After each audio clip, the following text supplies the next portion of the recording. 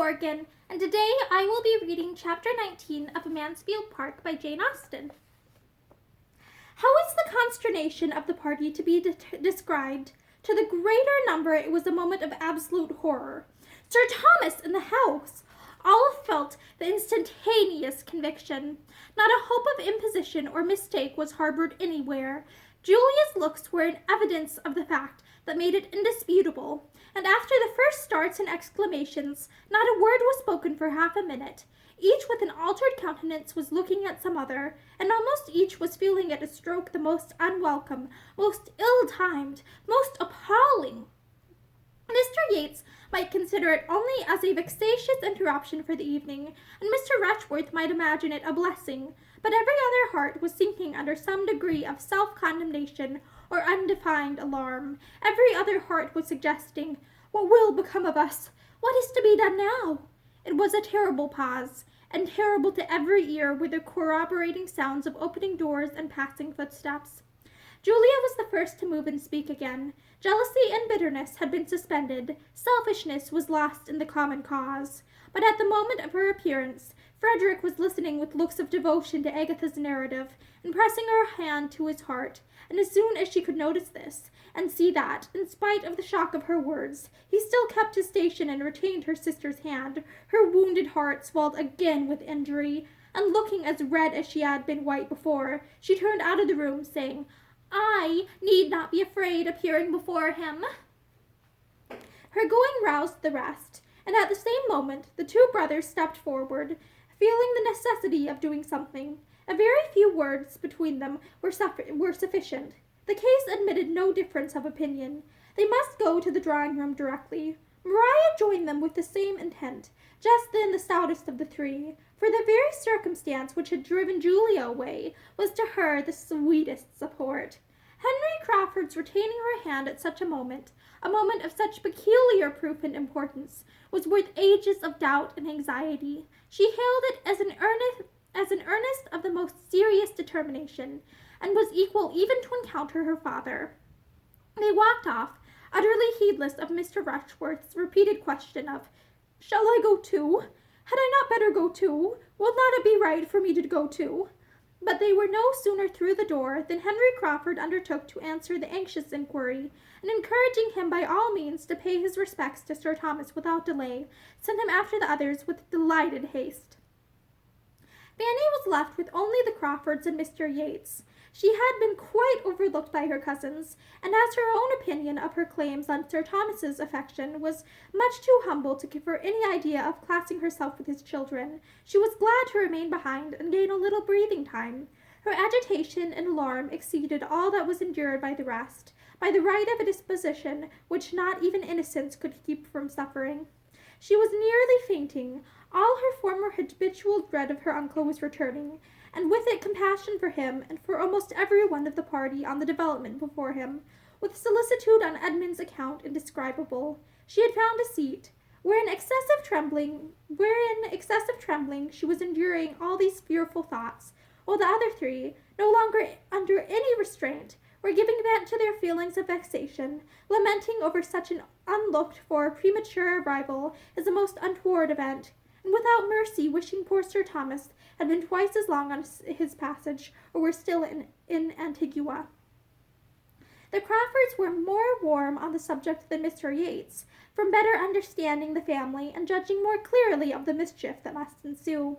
The ruin of the play was to them a certainty. They felt the total destruction of the scheme to be inevitably at hand, while Mr. Yates considered it only a temporary interruption, a disaster for the evening, and could even suggest the possibility of the rehearsal being renewed after tea, when the bustle of receiving Sir Thomas were over, and he might be at leisure to be amused by it.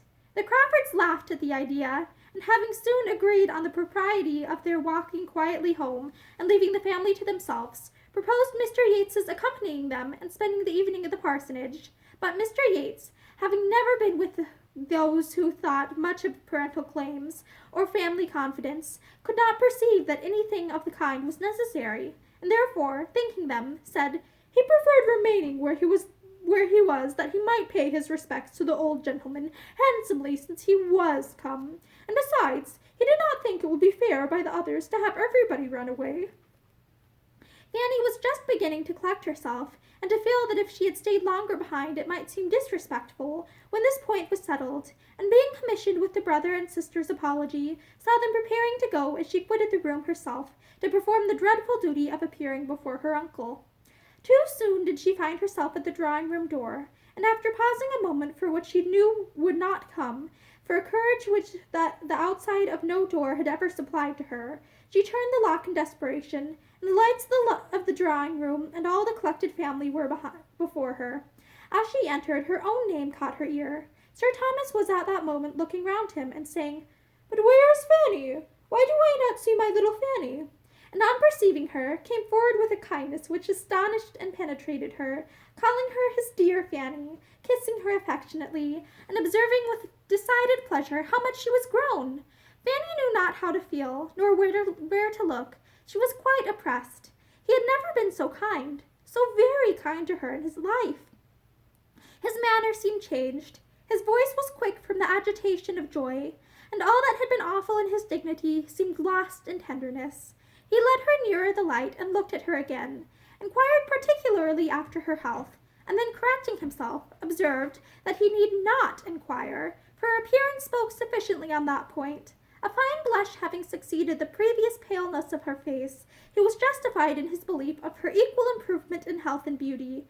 He inquired next after her family, especially William, and his kindness altogether was such as made her reproach herself for loving him so little, and thinking his return a misfortune. And when, on having courage to lift her eyes to his face, she saw that he was grown thinner, and had the burnt, fagged, worn look of fatigue and a hot climate, every tender feeling was increased, and she was miserable in considering how much unsuspected vexation was probably ready to burst on him. Sir Thomas was indeed the life of the party, who at his suggestion now seated himself round the fire. He had the best right to be the talker, and the delight of his sensations in being again in his own house, in the centre of his family, after such a separation, made him communicative and chatty in a very unusual degree, and he was ready to give every information as to his voyage, and answer every question of his two sons almost before it was put. His business in Antigua had latterly been prosperously rapid, and he came directly from Liverpool, having had an opportunity of making his passage thither in a private vessel, instead of waiting for the packet. And all the little particulars of his proceedings and events, his arrivals and departures, were most promptly delivered. As he sat by Lady Bertram, and looked with heartfelt satisfaction on the faces around him, interrupting himself more than once, however, to remark on his good fortune in finding them all at home, coming unexpectedly as he did, all collected together exactly as he could have wished, but dared not depend on. Mr. Rushworth was not forgotten. A most friendly reception and warmth of handshaking had already met him, and with pointed attention he was now included in the objects most intimately connected with Mansfield. There was nothing disagreeable in Mr. Rushworth's appearance, and Sir Thomas was liking him already.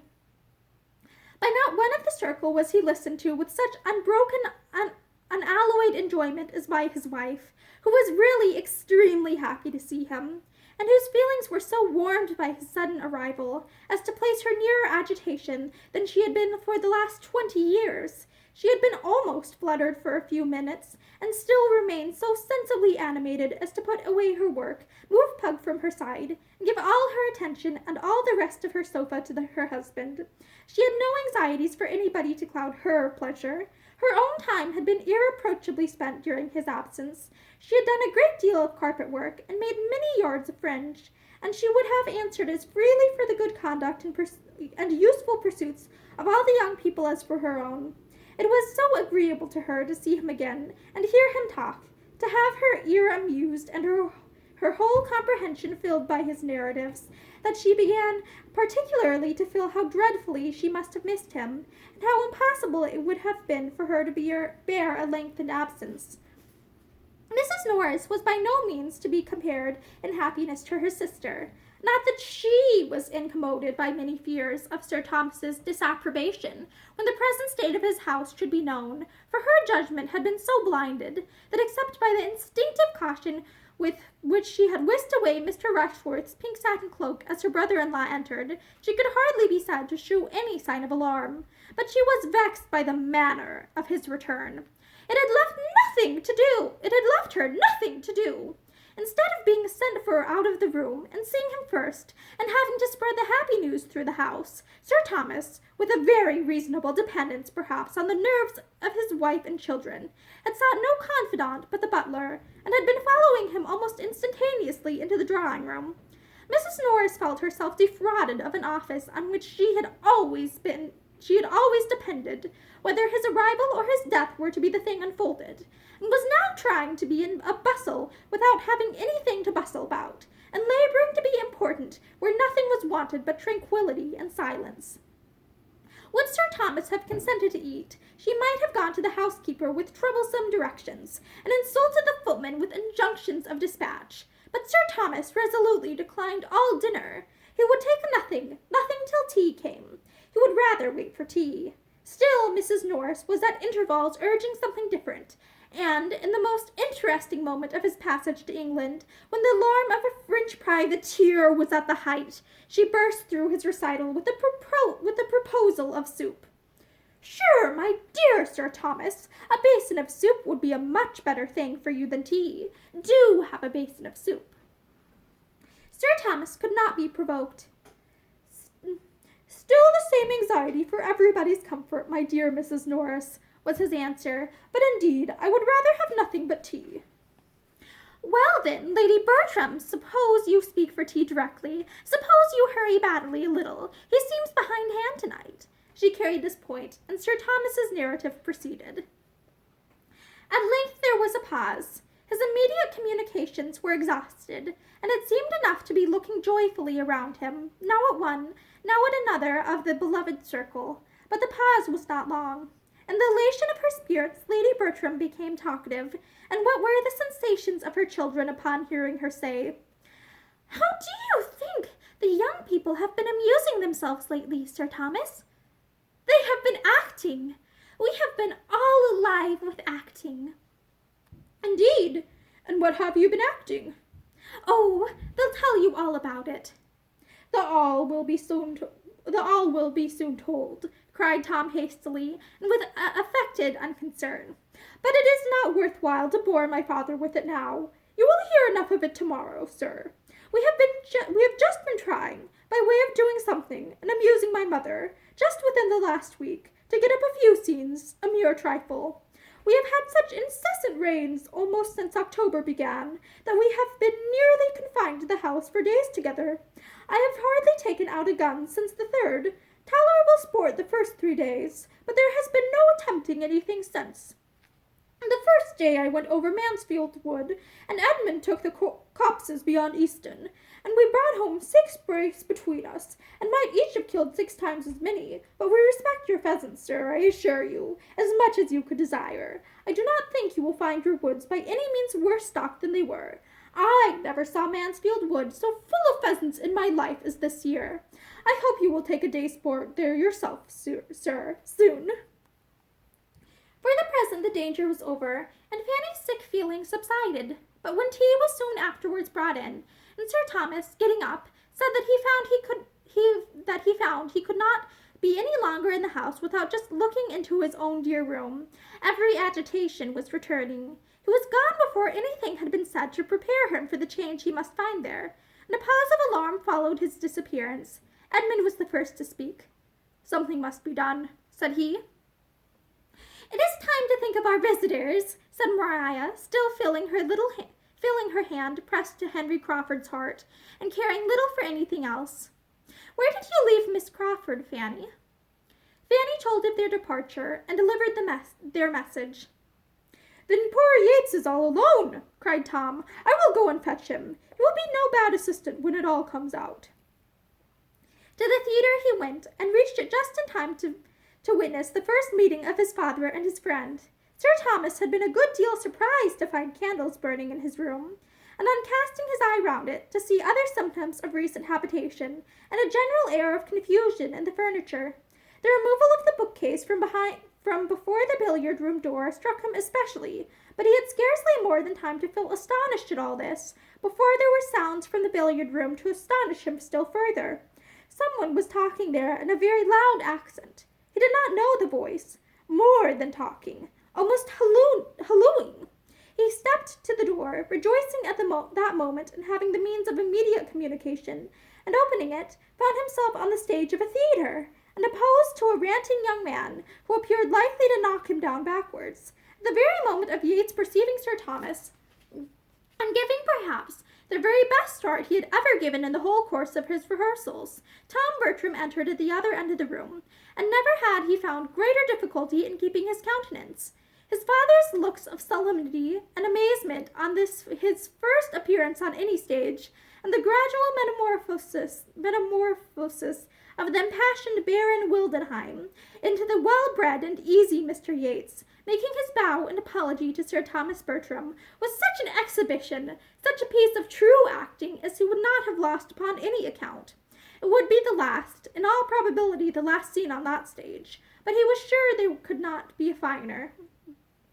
The house would close with the greatest eclat. There was little time, however, for the indulgence of any images of merriment. It was necessary for him to step forward too, and assist the introduction, and with many awkward sensations he did his best. Sir Thomas received Mr. Yates with all the appearance of cordiality which was due to his own character, but was really as far from pleased with the necessity of the acquaintance as with the manner of its commencement. Mr. Yates's family and connections were sufficiently known to him to render his introduction as the particular friend, another of the 100 particular friends of his son, exceedingly unwelcome. And it needed all the felicity of being again at home, and all the forbearance it could supply, to save Sir Thomas from anger on finding himself thus bewildered in his own house, making part of a ridiculous exhibition in the midst of theatrical nonsense, and forced in so untoward a moment to admit the acquaintance of a young man whom he felt sure of disapproving, and whose easy indifference and volubility in the course of the first 5 minutes seemed to mark him the most at home of the two. Tom understood his father's thoughts, and heartily wishing he might be always so disposed to give them but partial expression, began to see more clearly than he had ever done before that there might be some ground of offense, that there might be some reason for the glance his father gave towards the ceiling and stucco of the room, and that when he inquired with mild gravity after the fate of the billiard table, he was not proceeding beyond a very allowable curiosity. A few minutes were enough for such unsatisfactory sensations on each side, and Sir Thomas, having exerted himself so far as to speak a few words of calm approbation in reply to an eager appeal of Mr. Yates, as to the happiness of the arrangement, the 3 gentlemen returned to the drawing-room together, Sir Thomas with an increase of gravity which was not lost on all. "I come from your theatre," said he composedly, as he sat down. "I found myself in it rather unexpectedly. Its vicinity to my own room, but in every respect, indeed, it took me by surprise, as I had not the smallest suspicion of your acting having assumed so serious a character. It appears a neat job, however, as far as I could judge by candlelight, and does my friend Christopher Jackson credit." And then he would have changed the subject, and sipped his coffee in peace over domestic matters of a calmer hue. But Mr. Yates, without discernment to catch Sir Thomas's meaning, or diffidence, or delicacy, or discretion enough to allow him to lead the discourse while he mingled among the others with the least obtrusiveness himself, would keep him on the topic of the theatre, would torment him with questions and remarks relative to it, and finally would make him hear the whole history of his disappointment at Ecclesford. Sir Thomas listened most politely, but found much to offend his ideas of decorum and confirm his ill opinion of Mr. Yates's habits of thinking from the beginning to the end of the story, and when it was over, could give him no other assurance of sympathy than what a slight bow conveyed. "This was, in fact, the origin of our acting," said Tom after a moment's thought. "My friend Yates brought the infection from Ecclesford, and it spread as those things always spread, you know, sir. The faster probably from your having so encouraged the sort of thing in us formerly. It was like treading old ground again."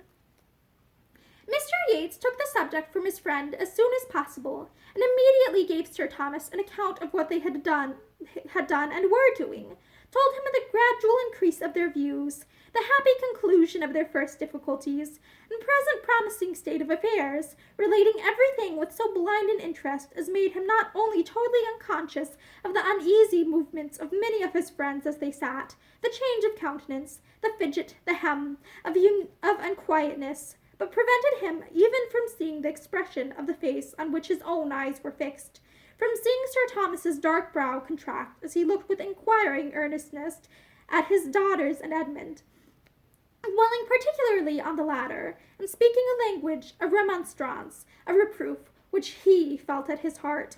Not less acutely was it felt by Fanny, who had edged back her chair behind her aunt's end of the sofa, and, screened from notice herself, saw all that was passing before her.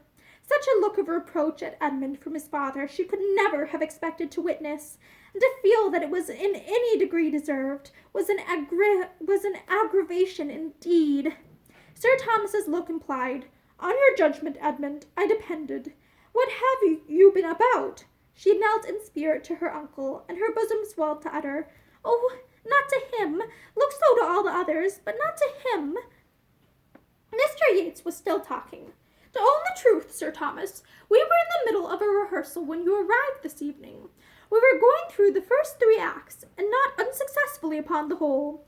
Our company is now so dispersed from the Crawfords being gone home, that nothing more can be done tonight. But if you will give us the honor of your company tomorrow evening, I should not be afraid of the result.